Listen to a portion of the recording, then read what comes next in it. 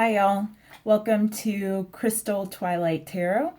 I thought tonight would be a good opportunity to kind of just tell you a little bit more about myself and just who I am and what goes on in my life.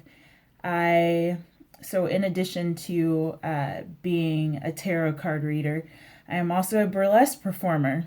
My stage name is Nina Josephine, and I actually have a show tonight at Nurse Betty in the Lower East Side in Manhattan. I started doing burlesque when I lived in Austin, Texas. So let's see, I started doing burlesque maybe like about 4.5 years ago. And I remember seeing my first burlesque show. It was in Austin. It was probably around like 2007 or 2008. And I was seeing a Gigawatts show. Now, for those of you that don't know, the Gigawatts are a troupe based out of Austin, Texas. They're amazing. They're world renowned. They've traveled everywhere. They've performed everywhere. They are definitely some of my biggest burlesque inspirations out there. And I remember the first time seeing them, it was for a holiday show. This was like 15 years ago or something like that. Sounds really crazy to actually put that number out there. It's been a while, but yeah, so I remember seeing them. It was at a holiday show. It was at Esther's Follies, which is this little comedy club in Austin. And I remember just being in awe. I remember thinking, wow, they're so beautiful. They are so confident, and just the grace of it all and the artistry, and just kind of mixing, very old world types of aesthetics with this fresh newness that was going on. It was just awesome. I think back then it was Ruby Jewel, Coco, Electric, and there was one other person in that troupe at the time. I can't remember. It's been so long ago. I don't think she's in the troupe anymore. But I'll always remember that. And I remember being with my friend, and we both looked at each other and we were like, oh my God, we're going to do that. We're going to do it. And of course, it never really happened. We were just kind of caught up in the moment. But little did I know, years later, about 8 to 10 years later, I would be doing it. So, yeah, it's definitely something that takes up a good bit of my attention. And it's one of the most rewarding, freeing things that I've ever done in my life. And I am not sure, what else I would be doing with my life. I feel like everything would be really boring if I didn't have this. And it's so strange to think, here I am, I'm from a very small country town in Texas, in South Texas. Wasn't really exposed to a lot of things in life when I lived there. And moving to Austin and becoming exposed to so much, and now living in Brooklyn, it's been crazy. I never would have guessed when I was 12 years old that when I became an adult, I would be a tarot card reader and a burlesque performer. I couldn't have ever written that. It's so crazy. Anyhow, yeah, that's just a little bit about me. Lately, I've been performing anywhere from 3 to 4 times a month. Nurse Betty is one of my favorite venues. It's small, it's dark, it's pretty laid back, and it's just a great setting. It's pretty low key, and I really enjoy that. But it is known for being a burlesque bar in Manhattan, and it's run by, the Thursday night shows are run by a performer named Calamity Chang, who actually happens to be from Texas as well. I think she's from Dallas or something like that. But yeah, that's where I'm going to be tonight. I think I'm first in the lineup, which is always kind of a weird place to be because the audience hasn't quite gotten warmed up yet. So it's going to be a little bit of a challenge, but I'm totally up for it, you know? So, yeah, that's a little bit about me and my burlesque world.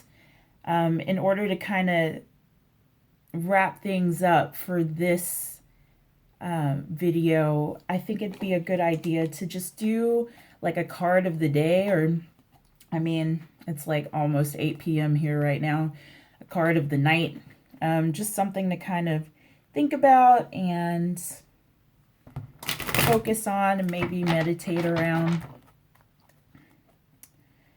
So I'm going to pull a card of the day. What is it that we need to know, everyone that's watching? What is important for us to know and understand regarding the events and energies of today, tonight, whatever it happens to be where you're at right now while you're watching this? What is important for us to know right now? What wisdom can you share with us?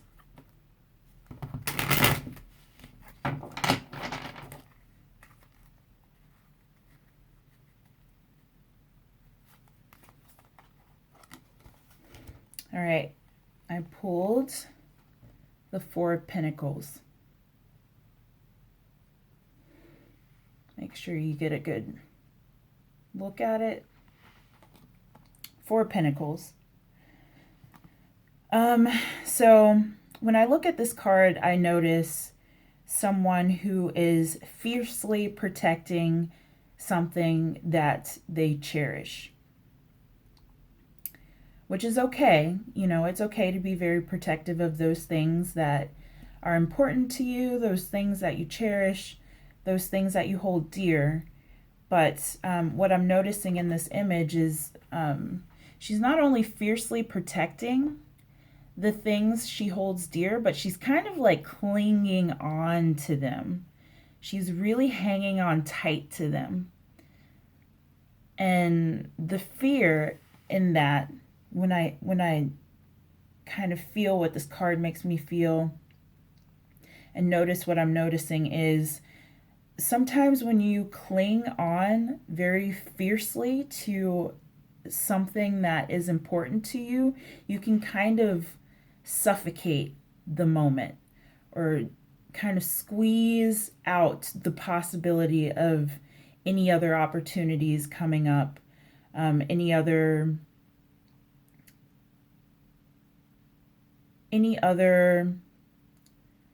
possibilities that might be there for you. Now, Pentacles have to do primarily with security, right? So those things that make you feel secure, like your home, your job, and the income that you get from your job. Sometimes I even like to think, you know, our earthly home, our bodies that carries us around, you know, through this life from place to place, feeling fiercely overprotective of yourself and your own well-being, to the point of not being open to other possibilities, other ways of thinking, other job opportunities, other, you know, potential places where you could live. Anything that has to do with your things that make you feel very secure in this world. So typically when I pull the Four of Pentacles with someone, I let them know, yes, it's okay, you know, to feel like you have something very important that you want to hang on to, but you could definitely be squandering just the huge potential of opportunities and possibilities that are out there for you. So, it's okay to kind of loosen up, let go, relax, and just make a conscious decision to be easy on yourself. Be open to other possibilities, be open in general. Don't suffocate. I sometimes also think of, people who are in a relationship and, the boyfriend being, overprotective and like overbearing and too much, in your face. Where are you going? What are you doing? Codependent, like a codependency. So if there's any area in your life where you feel like that kind of crazy codependent type of squandering almost energy, it would do you some good to kind of just acknowledge that that is a feeling that you have, acknowledge that that is a reaction that you're having, and make a conscious effort to kind of relax, to loosen up. Instead of hoarding all of your Cheerios or whatever snack that you have, like a child would, like hoarding all the snacks, like be open to giving, sharing, and see what opportunities could come from that. So, yeah, I think that's all I want to say about that. Before I leave you, I do want to show off this dress real quick. So there's this tiki. It's kind of like it's a convention. It's like a weekender called Tiki Oasis. It happens in mid-August in San Diego, California every year. And it's just a big 4-day tiki party.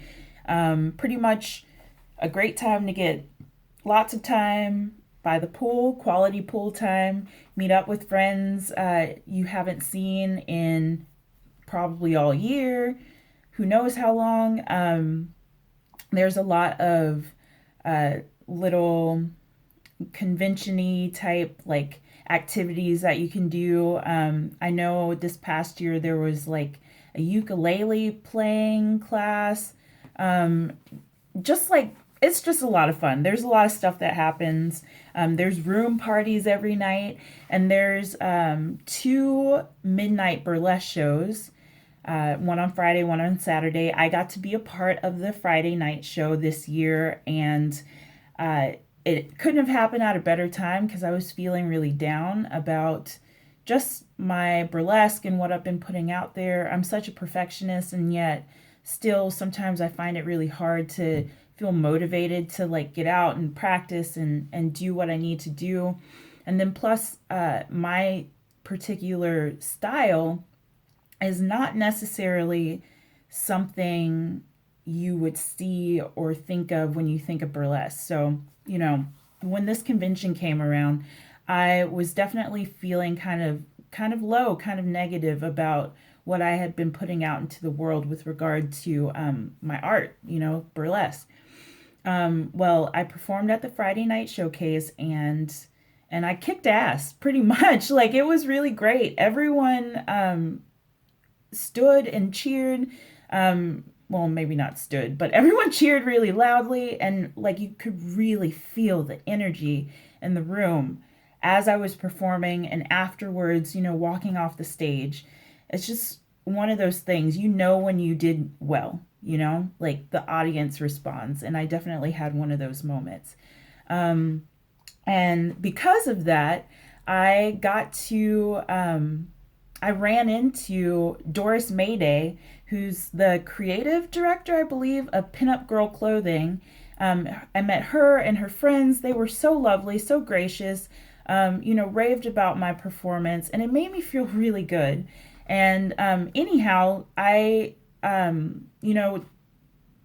Doris offered to give me some clothing from Pinup Girl, and I really need to show this dress off. I've been waiting until cooler weather so that I could wear this dress because it's kind of thick, but I'll just give you a quick look, and hopefully you can see Pinup Girl Clothing. Thank you so much, Doris, and all of your lovely friends. Um it felt really good to meet all of you, and thank you so much for the dresses that you gifted me.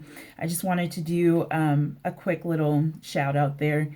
But yeah, Pinup Girl Clothing, check them out. They are awesome. Anyhow, thank you so much for sticking around. I got to go to my show.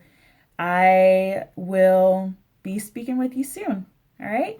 Bye.